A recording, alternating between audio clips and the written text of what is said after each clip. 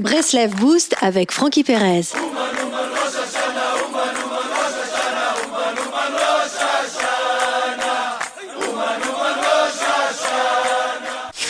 Nous fêtions il y a peu de temps la fête de Pessah.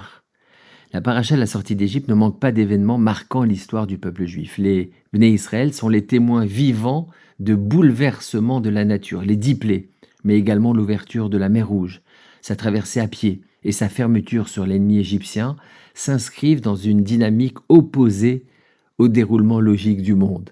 Un peu comme si la Jordanie et l'Arabie saoudite, et c'est ce qui s'est produit il y a quelques semaines, arrêtaient des missiles tirés par l'Iran envoyés sur Israël.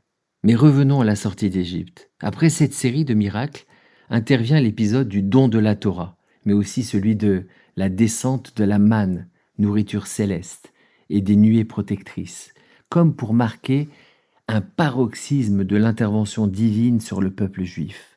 Or, tout juste quelques semaines après ces épisodes chargés en dévoilements célestes, les Bnei Israël commettent une faute étonnante au regard de ces miracles, celle du veau d'or, suivie de celle des explorateurs, ou encore celle des plaintes liées à l'absence d'eau à Mara.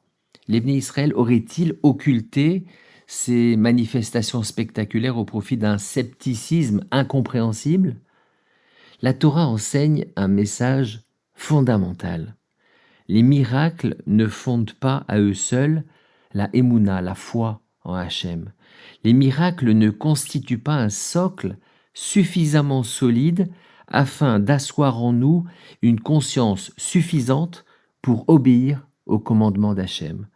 Les miracles sont des électrochocs visant à rappeler à l'homme la présence d'Hachem. La Emouna implique un réel travail sur notre relation envers Hachem, un réel investissement par le biais de la hitbo des doutes, l'isolement et le dialogue avec Dieu, et la pratique des mitzvot. La Torah rapporte cet enseignement car bien souvent, nous agissons à la manière de nos ancêtres. Nous aussi sommes constamment entourés de miracles.